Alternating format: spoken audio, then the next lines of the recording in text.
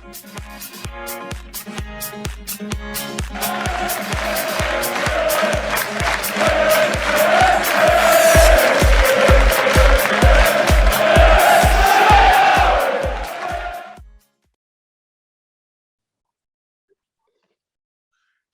everybody. Welcome back to the Stacey West preview show. I'm your host, Jake Tong. We're here for another Sky Bet League One preview. This time, AFC Wimbledon away. Before we do get into it, please make sure to like, comment, subscribe.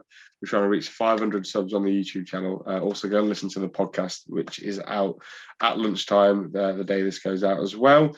We're joined by Ray Armfield, a contributor for the AFC Wimbledon podcast.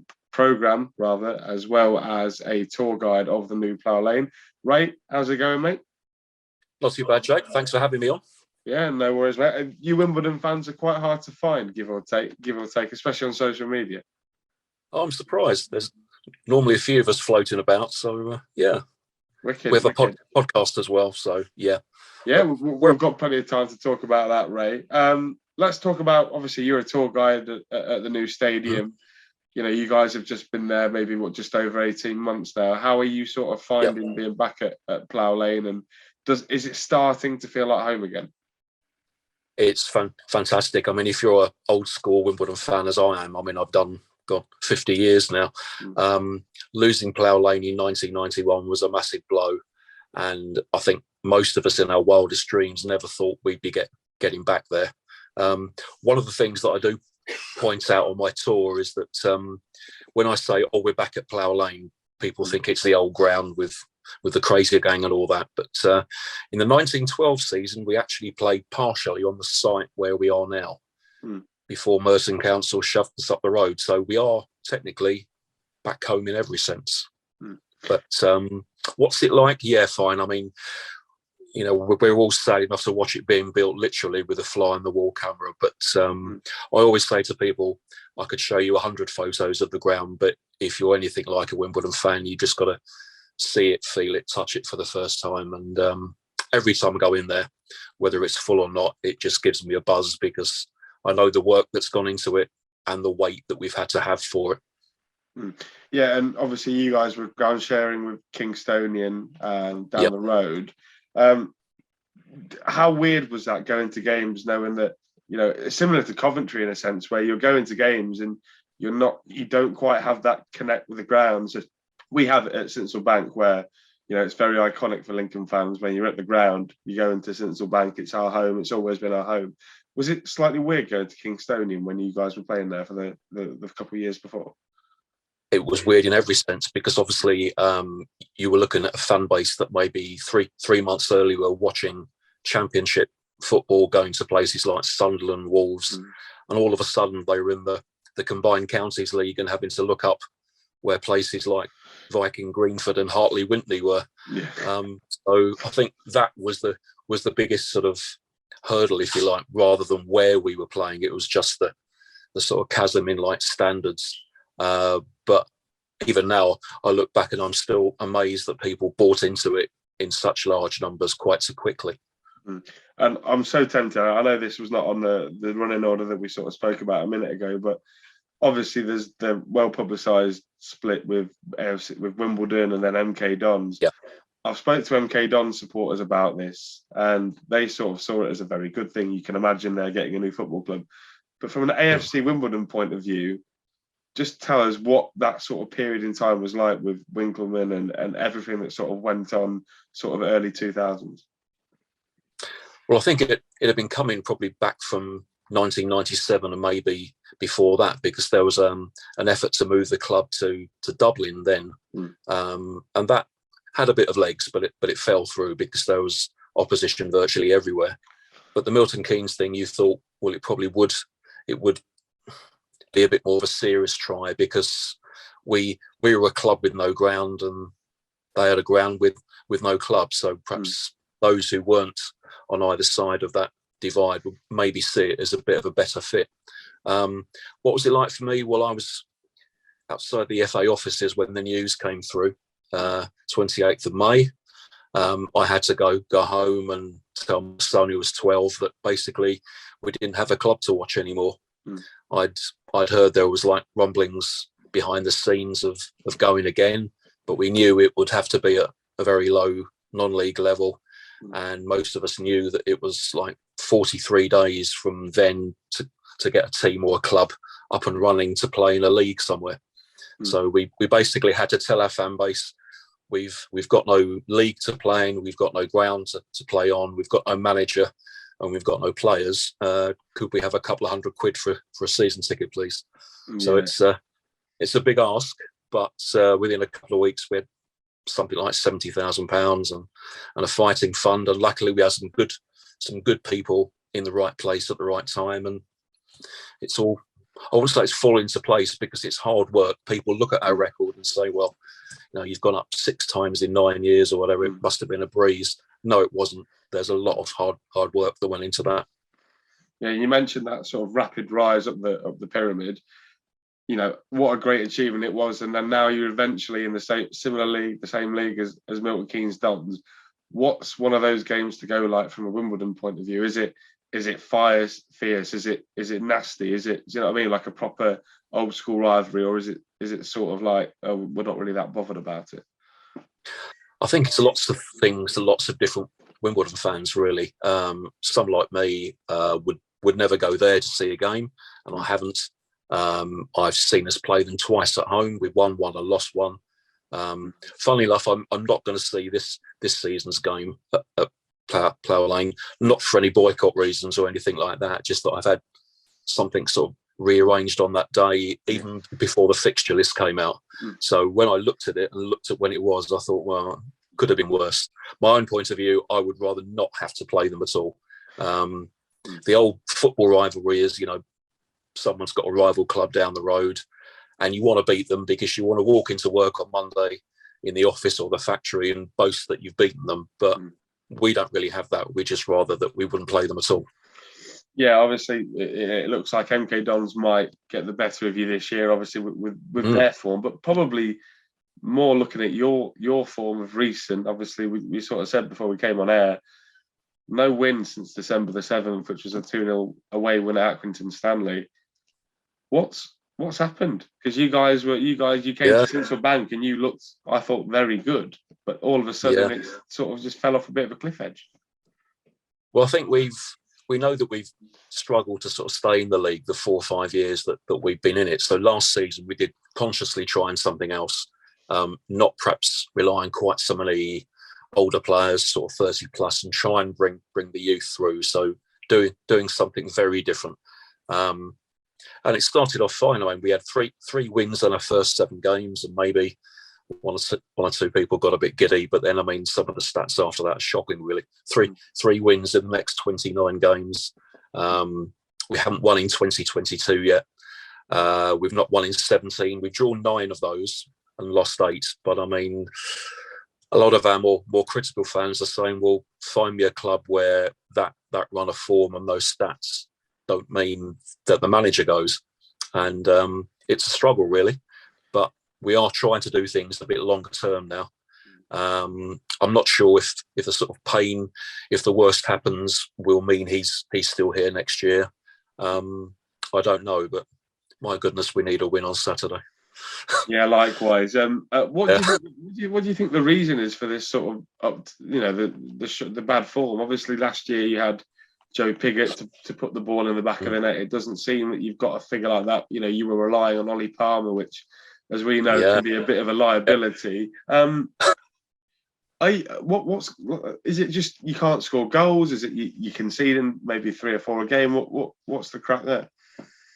Well, when Pigott left, we were told sort of straight away that we're not going to replace like for like because we simply can't afford to, and any player in League One who could score 20 goals won't be coming to us because they'll have a long list of clubs ahead of us. And Mark Robinson was quite brave and said to us, well, the goals are going to be shared around. And early in the season, we had something like 13 different scorers. So I thought, maybe he's right then. But then we did go through a real bad patch where we just couldn't score. And that tended to coincide with Ollie Palmer and 1 or 2 others being injured. And the spine of the side really is just based on like maybe 4 senior players. And at one point, we had 3 of those out. So we did start fielding the youngest team in the league, and it did show. Opponents have said to me, well, it's like watching us play a under-23 team in the Papa John's Trophy. And yes, it must have been for them, because that's how we had to line up. But has Ollie Palmer been a big miss for us? Yes, he has.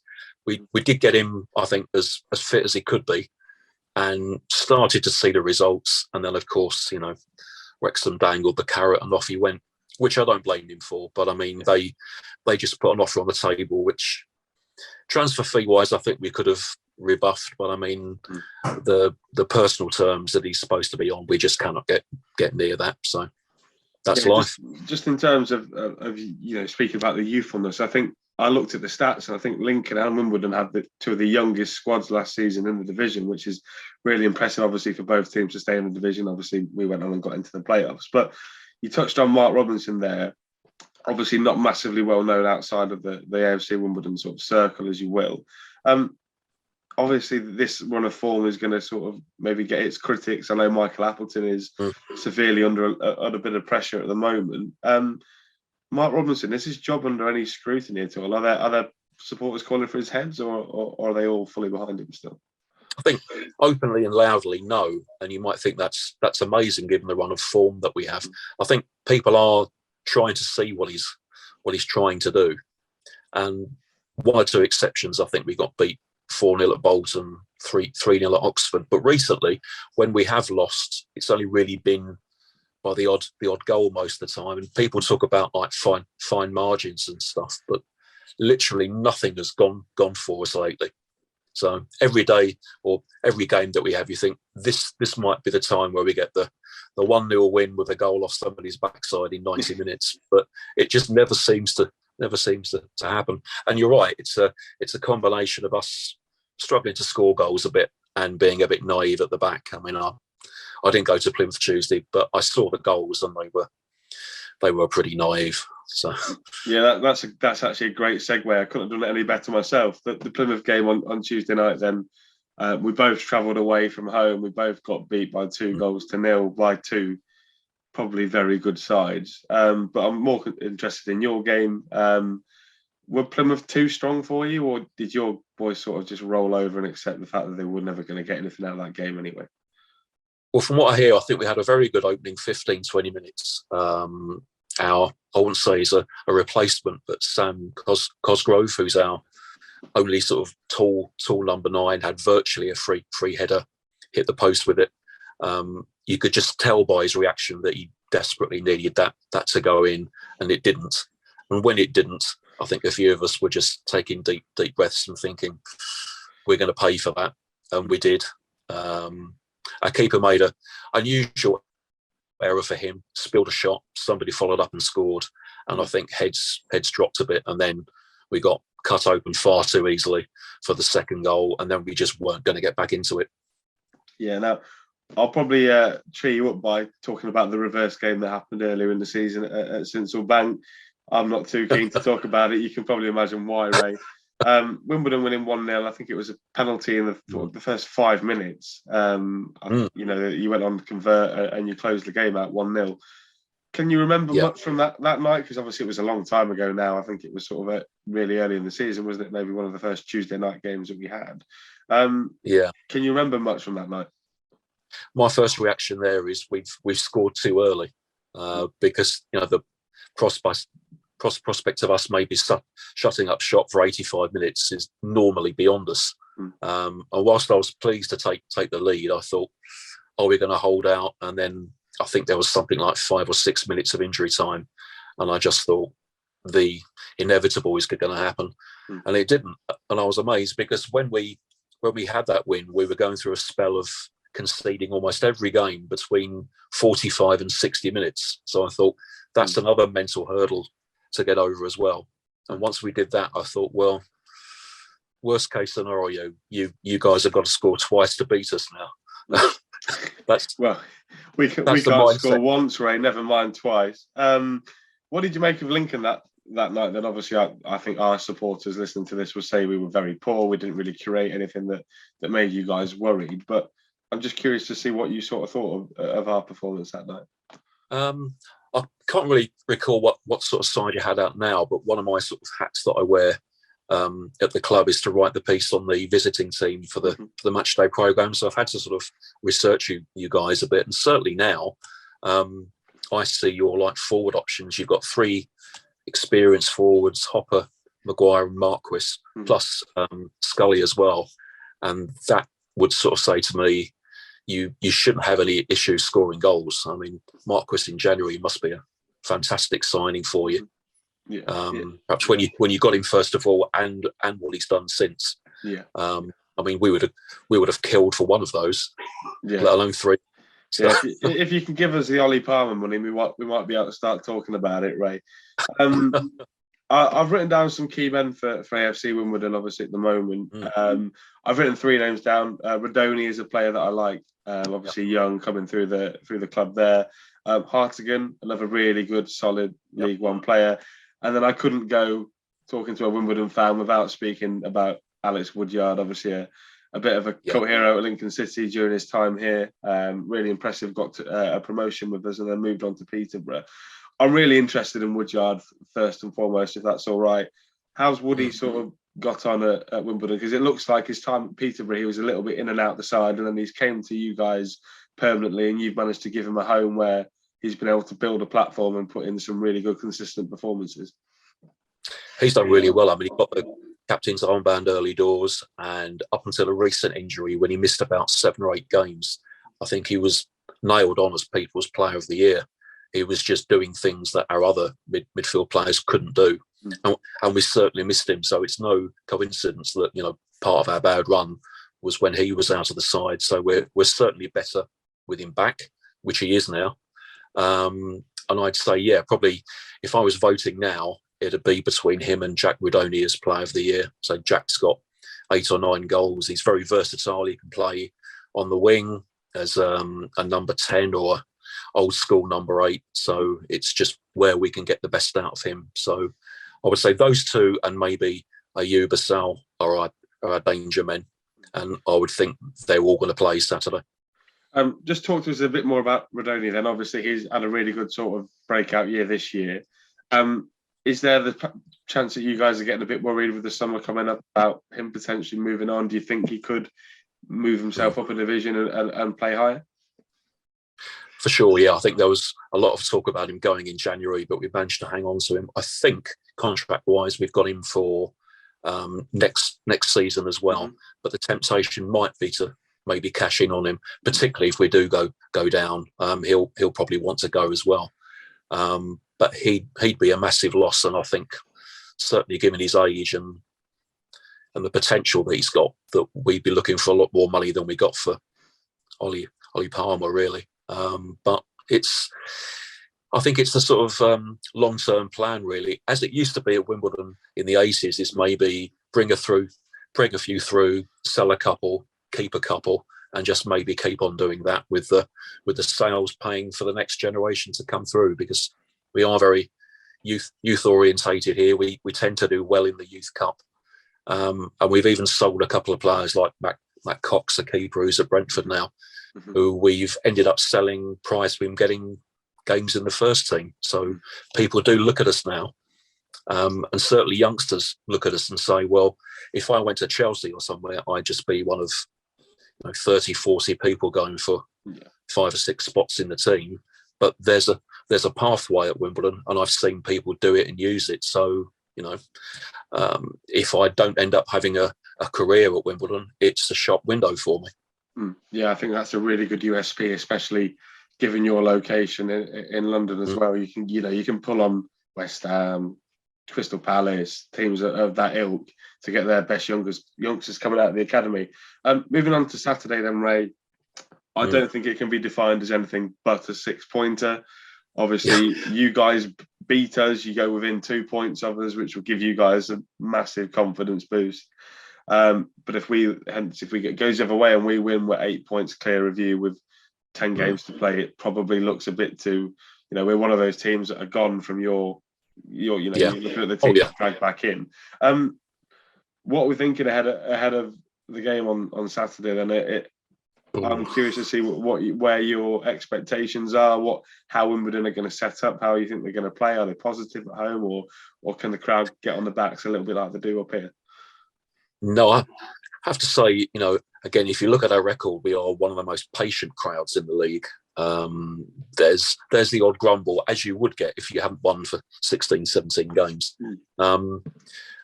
My only worry is we've had a lot of six pointers recently. I think we've had something like 6 that I would class as 6-point games. All the clubs in and around us at home, and we've only won one of them, which was against Crewe. But we've drawn all the rest, so that's my worry really. A draw is no good to either of us, really, is it? Because we both need the points. We do seem a bit wedded to playing one up front.